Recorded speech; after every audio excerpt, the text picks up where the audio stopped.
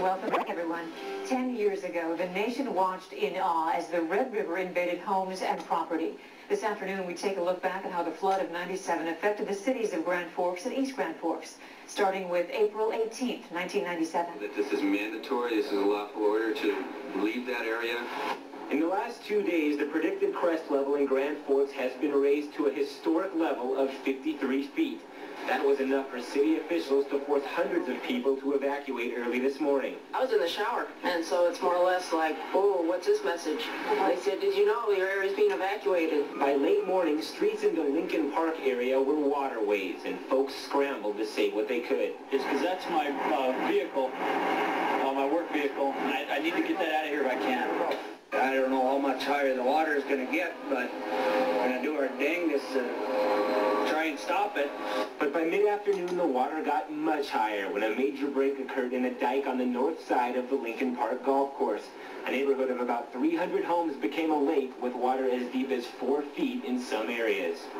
Downtown Grand Forks, midnight, an eerie quiet in the streets, save a bulldozer or two sent in to shore up weakened dikes.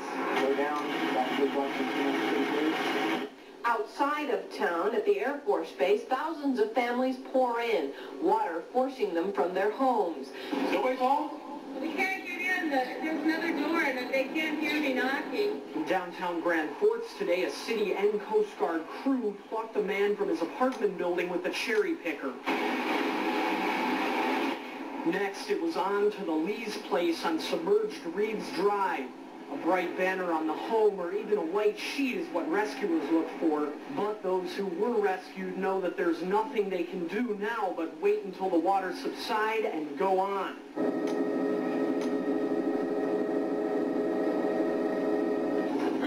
I'm doing okay, how are you?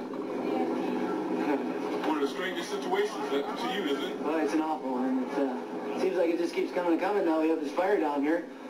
We can't get ahead of this. We have snow, winter, ice, water, and now we got fire on top of it. It just keeps coming. A boat ride through the streets of downtown Grand Forks is an awesome symbol of what this city's gone through since Friday. Yesterday, when things looked as if they couldn't get worse, fire broke out at the security building downtown. Flooded streets made travel almost impossible for fire crews while flames spread to 11 different buildings. Meanwhile, the residential areas are ghost towns. Nearly 30,000 people won't be going home for weeks to come. My own home is going under. It may not be total, but now I am in the same bucket with the rest of you. Just like Whitewater, East Grand Forks will need all the help that the administration can muster because a quick vote tour leaves one speechless. Several times we had to duck to avoid power lines, but it's the homes just south of downtown, many of which have been knocked off their foundations, really drives home the message. Upon arrival at the base, President Clinton was met by a line of weary dignitaries hoping for the federal aid they need for the biggest disaster they've ever seen. It may be hard to believe now that you can rebuild stronger and better than ever, and we're going to help you do that. And we want you to keep your eye on that future. It's like a boxing match. We got knocked down 7, maybe 8 times. It's tough to get back up. This one has all of us on our hands and knees in the water. It's got us down. But you know what? It's the resiliency of these people and the people that we have here. It's going to be extremely tough. We will rebuild, and we will do it better than it was before. We will not give up. If you want to see the full hour-long show called Season for Survivors, go to KX4.com.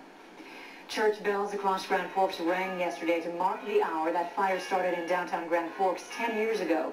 It was just one of many events planned to commemorate the 10th anniversary of the flood in Greater Grand Forks.